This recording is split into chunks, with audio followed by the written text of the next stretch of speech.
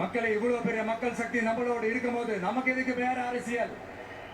எலெக்ஷன்ல 50-60 வருஷமா இருந்த சாதிய உடைச்சிருக்கிறோம், மதத்தை உடைச்சிருக்கிறோம், காசு கொடுத்து ஓட்டு வாங்குறத உடைச்சிருக்கிறோம். நாம எது செஞ்சாலும் கான்ஸ்டிடியூஷன்ல தான் செய்வோம்.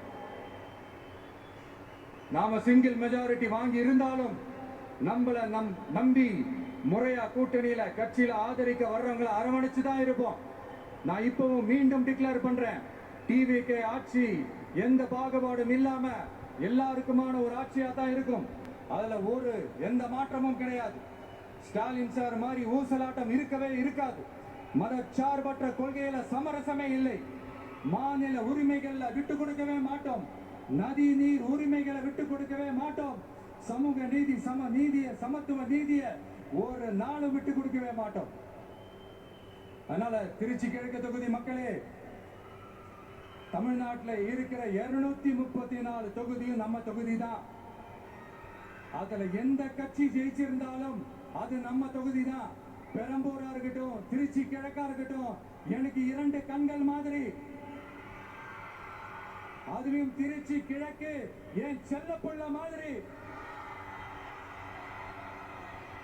அதனால வரப்போற இடைத்தேர்தல்ல உங்க வீட்டுல இருக்கிற ஒருத்தரை தான் வேட்பாளரா நிக்க வைக்க போறோம்.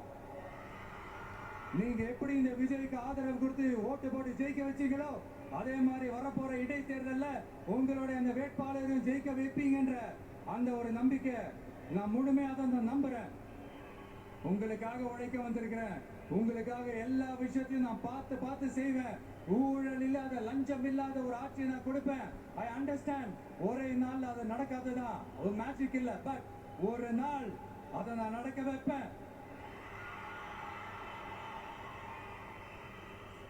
எனக்கு இப்ப வேற எந்த வேலையும் இல்ல, உங்களுக்காக உழைக்கிறத தவிர. என் கடன் இனி என் மக்களுக்கு பணி செய்து கிடப்பதே. மீண்டும்